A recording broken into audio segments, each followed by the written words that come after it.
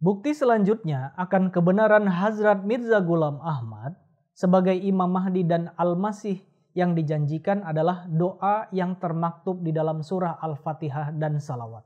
Baik surah Al-Fatihah yang merupakan surah pembuka Al-Quran, Ummul Kitab atau ringkasan dari ajaran Islam, maupun salawat kepada Rasulullah SAW juga merupakan tanda kebenaran Hazrat Mirza Ghulam Ahmad alaihissalam.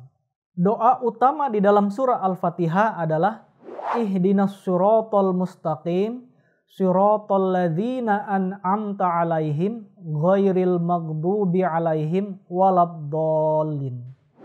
Tunjukilah kami jalan yang lurus, yaitu jalan orang-orang yang telah engkau beri nikmat atas mereka, bukan jalan mereka yang dimurkai dan bukan juga jalan mereka yang sesat.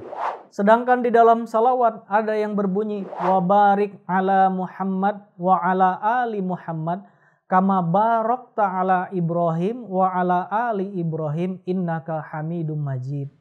Ya Allah, berkatilah Muhammad dan keluarga Muhammad atau kaum Muhammad sebagaimana engkau telah memberkati Ibrahim dan kaumnya.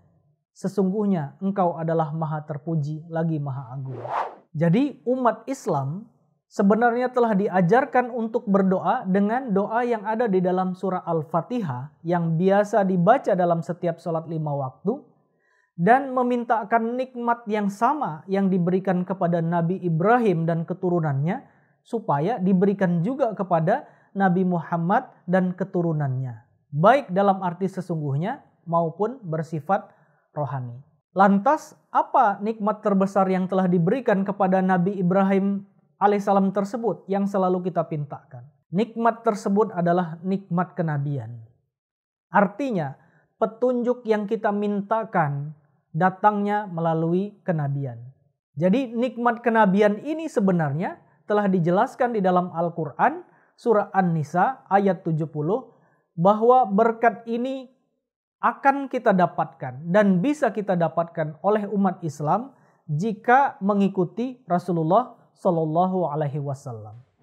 Barang siapa taat kepada Allah dan Rasul ini, maka mereka akan termasuk di antara orang-orang yang Allah memberi nikmat kepada mereka, yakni nabi-nabi, sidik-sidik, syahid-syahid, dan orang-orang saleh.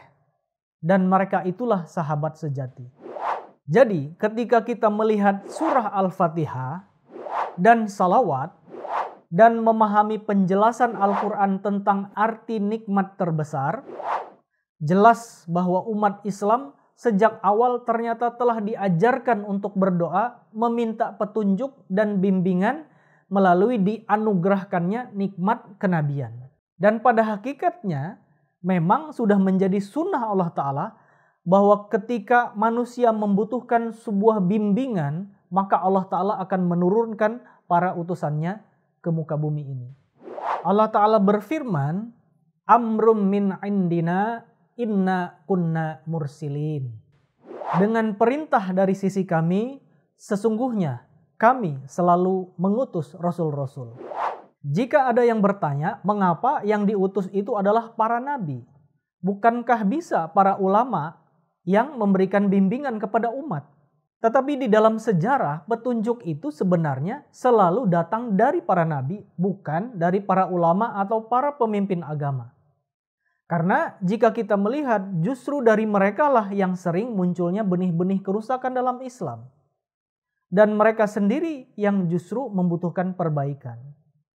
Jadi ini merupakan sunnatullah yang tidak akan berubah, bahwa dia akan selalu mengutus para utusannya untuk memberikan petunjuk kepada umat manusia.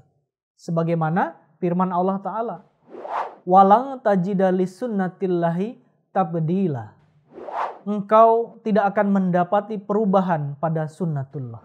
Dengan demikian jelas dalam makna surah Al-Fatihah, salawat dan penjelasan tentang arti nikmat hakiki, bahwa umat Islam itu sedari dulu telah memanjatkan doa untuk diberikan kenikmatan dalam bentuk bimbingan atau petunjuk. Karena petunjuk adalah hak prerogatif Allah yang diberikan hanya melalui kedatangan para nabi dan khalifah, untuk itulah umat Islam senantiasa berdoa untuk diberikan bimbingan melalui kenabian. Karena mungkinkah setelah 1400 tahun setelah Rasulullah SAW, seluruh doa yang kita panjatkan, yaitu ihdinas sirotol mustaqim, tunjukilah kami jalan yang lurus, itu tidak dijawab oleh Allah Ta'ala? Tentu tidak demikian. Jadi kedatangan Hazrat Mirza Ghulam Ahmad merupakan perwujudan dari doa-doa dalam surah Al-Fatihah, salawat, dan janji di dalam Al-Quran. Tanpa kedatangan beliau, semua doa ini akan menjadi tidak terjawab. Jadi ini adalah bukti lain akan kebenaran Hazrat Mirza Ghulam Ahmad.